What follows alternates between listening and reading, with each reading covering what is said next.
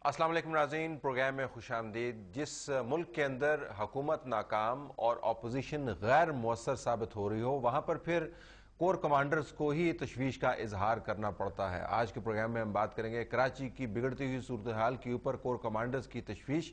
क्या वाकईतन इस तशवीश का कोई इम्पैक्ट होगा? क्या कोर कमांडर्स को इस किस्म की तशवीश का इजहार करना चाहिए था? और अगर हर तरफ से एक ही सदा बुलंद हो रही है कि कराची के हालात के ऊपर खुदारा कोई एक्शन लीजिए, तो फिर इस तमाम मौके से ऑपोजिशन फायदा क्यों नहीं उठा पा रही? हमारे पास मखदूम जावेद हाशमी साहब तशरीफ फरमा है, सीनियर वाइस प्रेसिडेंट पाकिस्तान मुस्लिम लीग नून। आपका बहुत शुक्रिया, आपने हमें आज ज्वाइन किया। आप नाज़रीन कॉल कर सकते हैं 009251260627, 009251260628। जावेद हाशमी साहब, अमूमन हुकूमत कोशिश करती है कि अपोजिशन को फुल टॉस ना कराए ताकि अपोजिशन उसको आगे से छक्के ना मार पाए।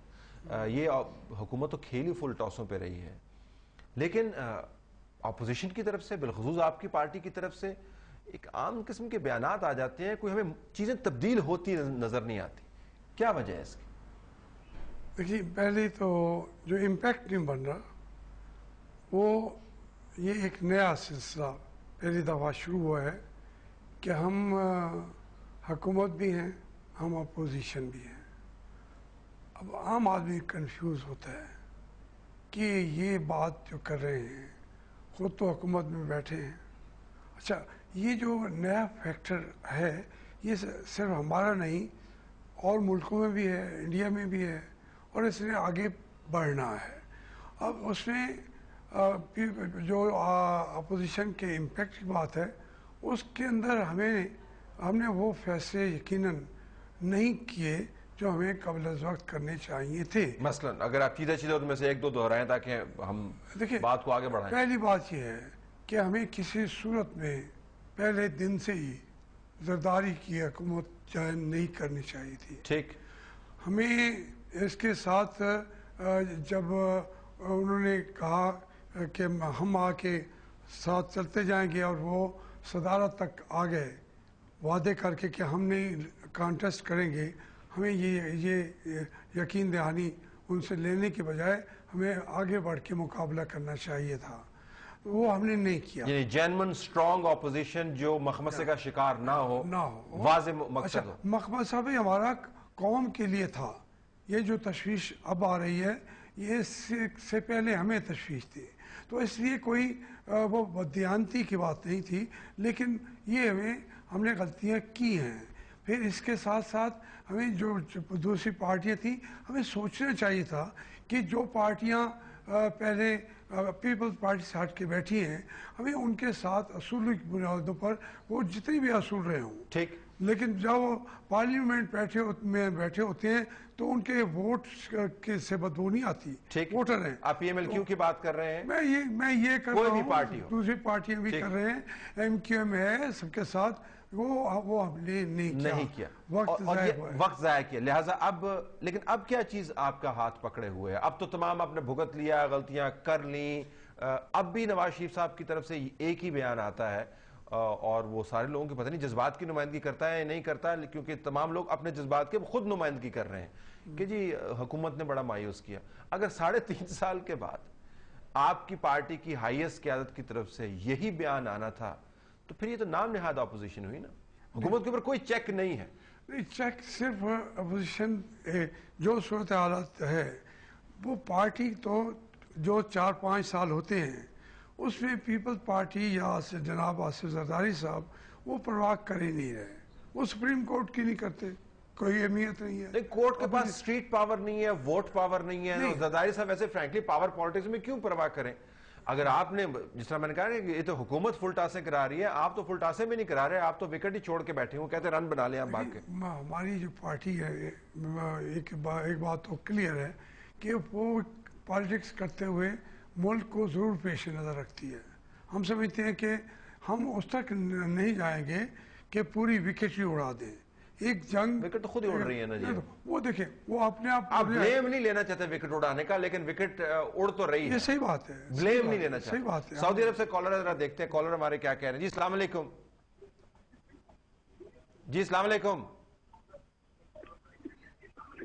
हेलो, अस्सलाम वालेकुम सर। जी जी, टेलीफोन पे तवज्जो दे, टीवी ना देखें मोहतरम, बात जी सर, कीजिएगा। मैं जद्दा से बात जी कर रहा हूँ। जी अच्छा सर, ये जुनेद साहब से ये था कि 3.5 साल हो गए इन पीपल्स पार्टी के साथ है, ठीक है। अभी ये आप देखें कि कराची में कितना कुछ हो रहा है, इनकी तरफ से ये वो सूबे नए बना लेंगे, कर ले। मैंने डेली कितने 9-10 आदमी मर रहे हैं, उनको कोई पूछने वाला भी नहीं है। तो तवज्जो पहले है। सूबों की ठीक बजाय ठीक, आप कराची के हालात जो है वो सीधे करें, उसके बाद फिर आप अपनी सियासत, हर आदमी अपनी कुर्सी के पीछे। फेयर क्वेश्चन के जी, फोकस जरा उसको नोट कर ले। अगले पिंडी से भी कॉलर हैं जी। अस्सलाम वालेकुम। वालेकुम सलाम जी मोहतरम। रियाज बात कर रहा हूँ रावलपिंडी से। जी मोहतरम।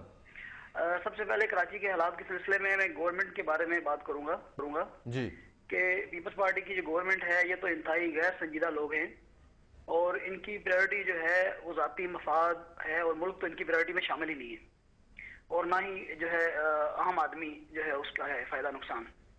अब कराची में मैं एक चैनल पे देख रहा था आज सुबह कि एक फैमिली के एक लड़का था 20 साल का, वो इन जो ये फसाद वगैरह हुए हैं इसमें उसकी डेथ होगी। 4 उसकी बहनें हैं, वो गालबन महाजरों में से था, और दूसरी केस में एक लड़का जो है वो पठानों में से था। वो बिल्कुल, मतलब एक कहानी नहीं, ऐसी कहानी है कि बंदा देख नहीं सकता। लेकिन अब ऑपोजिशन से मुतल्लिक बात करें, हुकूमत होगी गैर संजीदा, ऑपोजिशन ने क्या किया? अपोजिशन में भी ये है कि नून लीग, मैं भी 15-20 साल से नून लीग को सपोर्ट करता रहा हूँ, लेकिन ये लोग भी जो है इनका भी अभी तक प्रायोरिटी मुल्क नहीं बन सका। पार्टी मफादा ज्यादा इनकी प्रायोरिटीज में है, और ये इनके अंदर भी 70% लोग जो है नून लीग में करप्ट हैं। गुजर खान से मैं बिलोंग करता हूँ, गुजर खान के अंदर शौकत भट्टी। अच्छा नाम ना ले, अच्छा उसमें ना जाए, उसमें ना जाए। लोग हैं। अच्छा अब आप किसको वोट देंगे? वैसे पहले तो नून को दिया, आप इमरान खान को आप दे रहे हैं। ओके चलो ठीक है। मतलब जरा ये ठीक है, नवाब शाह से एक और कॉल, नवाब शाह से कॉल। जी अस्सलाम वालेकुम। वालेकुम सलाम तलत साहब, फखराबाद बोल रहा हूँ नवाब शाह से। मोहतरम जी, जावेद आजमी साहब से मेरा सवाल है कि ये वैसे जमहूरियत की बात करते रहते हैं, इनसे पूछेंगे इनके अभी पार्टी इलेक्शन हुए तो उन्होंने खाली नाम निहाद कोई बंदा सामने खड़ा नहीं किया। नवाज शरीफ साहब पहला मुकाबला हो गए हैं, वैसे ये जमहूरियत करते रहते हैं।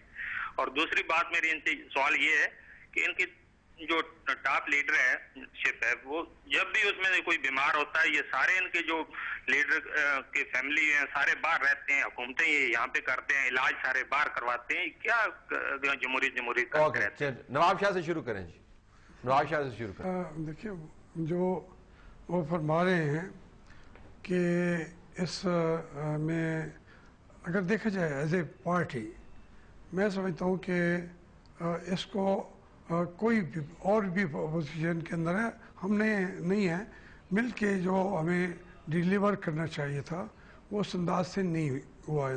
वो बात इनकी सही है, लेकिन जो इलेक्शन हुए तो इलेक्शन के अंदर मैं तो कैंडिडेट नहीं था, ठीक, मेरे तजवीज़ कुंदा 7,000 वहाँ के न लोग थे, न लीडरशिप ने मेरा नाम तजवीज़ किया, न मैंने बनने की कोशिश की। तो कुछ एक तब्दीली तो आई कि अपोजिशन या पार्टी का जो समझा जाता है कंट्रोल, उसके अंदर थोड़ी सी चेंजेस आई हैं। ये चलने दें, आगे चल के मामला और भी बढ़ेगा। अच्छा आजमी साहब, ये जो आप मुझे ये जरा थोड़ी वजाहत मुझे कर दें। जब हम कहते हैं चलने दें, चलने से तो हमारा ख्याल है कि ताकत जो है वो ज्यादा गहरी होती है, रोकने से ताकत जो है वो कमजोर पड़ती है। चलने दें से मुराद ये है कि तो फिर तो इस मुल्क के अंदर यही निजाम चलेगा ना जी। ये शरीफों की पार्टी है, ये जरदारी की पार्टी है, ये ए की पार्टी है, बी की पार्टी है, सी की पार्टी है, वो तब्दीली कहां से आएगी? नहीं, जब आप कहते हैं रोक दें, निजाम तो वैसे ही रुका, चैलेंज करें उसको स्ट्रांगली। आपने चैलेंज किया, निजाम तो वैसे ही रुका हुआ है। अब उसको जो चैलेंज करके भी आप उस तक ले जाएं कि हम इस मुल्क में ये चाहें कि कबल वक्त चीज़ों को तोड़ फोड़ दें, मैं समझता हूँ ये पूरी दुनिया पे है। अनपॉपुलर किसी वक्त ओबामा का आता है, 26% लोग साथ बैठ होते हैं, लेकिन वो समझते हैं भाई ये 4 साल पूरे इसको करने दिया जाए। वो ये उससे किसी का फायदा नहीं होता, बल्कि वो एक्सपोज हो रहे होते हैं। ठीक है। और पूरी कौम को फैसला करने के लिए जो 4 साल 5 साल चाहिए वो उसको मिलते हैं। Fair enough. लेकिन जब ये चले, अब जरा दूसरी तरफ जो हमारे दोस्त थे पिंडी से, वो कह रहे थे पहले मैंने वोट दिया, अब मैं वोट नहीं दूंगा, मैं इमरान खान को वोट दूंगा। आपकी पार्टी स्टैंड ना लेने की कॉस्ट भी तो पहली बात तो है ये कि इत्तेफाक से उन्होंने वोट तो हमें दिया, हमारा वहाँ से मेंबर कोई नहीं हुआ। शौकत भट्टी कह रहे थे वो भी हमारे नहीं था जी। बात ये है कि इसके बाद फिर उन्होंने नाकाम होने वाली जगह पे वोट डालना है, वो उनकी मर्जी है, लेकिन ज़मीर की बात है उनकी, जो चाहे। बात ये है कि नून को, हर पार्टी को, और हमें अपनी लोगों की तवक्कुआत पर पूरे ना उतरे तो ये हक है उनका। ठीक है, लेकिन कराची, अब मैं इसको कनेक्ट करवाना चाहता हूँ कराची के साथ। वाई कराची? क्योंकि ये एक ऐसा इशू है जिसके ऊपर कौमी कंसेंसस बन चुका है, जिसके ऊपर तमाम लोग दे आर एक्सीडिंगली वरीड, जिसको पाकिस्तान के मुस्तकबिल के हवाले से सवालिया निशान गर्दाना जा रहा है।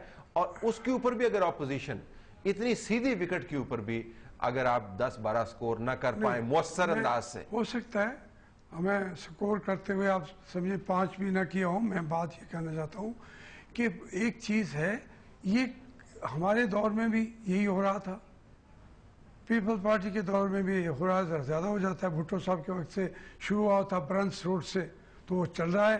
बात ये है कि उसका हम कहते हैं कि सिस्टम कोलैप्स कर गया है, इंतज़ामिया कोलैप्स कर गई है। ये सारी दुनिया पे और बड़े जितने बड़े शहर हैं, आप जो न्यूयॉर्क 80 लाख आबादी का है, कराची तो 2 करोड़ आबादी का है। तो इसके लिए हमें सोचना चाहिए कि सिस्टम ऐसा दें जो वहाँ के क्राइम को कंट्रोल करे। ये सिर्फ यूँ नहीं होगा, हम वाक़तन ये बच्चे जैसा मर रहा है 20 साल का, लेकिन ये मामला लंदन में भी चल पड़ते हैं, ये दूसरे शहरों में, टोक्यो में भी चलते हैं, कंट्रोल हो जाते हैं ना। देखिए मैं यही आज कर रहा हूँ कि हम उनका सिस्टम उसको आगे कंट्रोल कर। Let me take 2 more callers है जी। अस्सलाम वालेकुम। जी मोहतरम। अस्सलाम वालेकुम जी सर, सबसे पहली बात तो ये कि फौज को जो अब आप लोग कह रहे हैं कि कोर कमांडर्स ने इसकी सूरत हाल का जायजा लिया है। जी कोर कमांडर्स को तो अव्वल तो ऐसा मौका ही नहीं आना चाहिए कि एक सियासी हुकूमत के होते हुए कोर कमांडर्स इन हालात का जायजा लें। ये सियासतदान इतना हैवी मैंडेट लेकर आते हैं और उसके बावजूद जब फौज को दखल अंदाजी करती है तो सवाल होता है, जब फौज आती है तो सवाल होता है, जब जाती है तो सवाल होता है। ठीक। और जहां तक कराची के हालात की बात है सर, कराची के हालात की तमाम तर जिम्मेदारी इन सियासी पार्टियों और इन इत्तेहादियों पर है। इसमें अगर आप फौज को वहां पे अगर आप ला रहे हैं तो फौज सबसे पहले इनके लीडरांस को पकड़ेगी जिन्होंने ये सारे हालात और ये सिचुएशन क्रिएट की हुई है। ठीक है, फिर लेकिन आप ये बताते जाए साथ साथ कि ये बायस तशवीश है कि नहीं है कि कोर कमांडर्स जो हैं वो तशवीश का इजहार कर रहे हैं? क्या पाकिस्तान के अंदर अब हम इतने यूज टू हो गए हैं कि इसके ऊपर बात ही नहीं करनी चाहिए? इसके ऊपर जरूर बात करनी चाहिए, लेकिन ये सियासतदान क्या कह रहे हैं? अगर फौज आती है, कराची पुलिस को मैं उस दिन एक फुटेज देख रहा था, 5 अरब रुपया दिया है कराची पुलिस की उसके लिए हालात ठीक करने, उसमें से सिर्फ 45 मिलियन रुपीज इन्होंने रिलीज किए, बाकी पैसे का ये लोग क्या कर रहे हैं? Let me take another caller. ठीक है, सो आपका पॉइंट, अगर सियासतदान तगड़े हो तो कोर कमांडर्स की तशवीश का मौका ही नहीं आना चाहिए। Let me take another caller. जी अस्सलाम वालेकुम। जी अस्सलाम वालेकुम मोहतरम। जी I have to drop it. नाज़रीन, ब्रेक के बाद वापस आते हैं। तो क्या पाकिस्तान के अंदर ये निज़ाम इतनी देर चल सकता है? इस तरीके से ही चल सकता है? और इसके अंदर जो गैर डेमोक्रेटिक फोर्सेस हैं उनकी तशवीश की गुंजाइश नहीं बनती। कम अज़ कम हमने तो ये देखा है कि इस तशवीश के बाद माजी में हालात ख़राब होते हैं, लेकिन इस मरतबा का तज़किया जावेद हाशमी साहब से लेंगे। इस मरतबा क्या हो सकता है? Let's take a break here.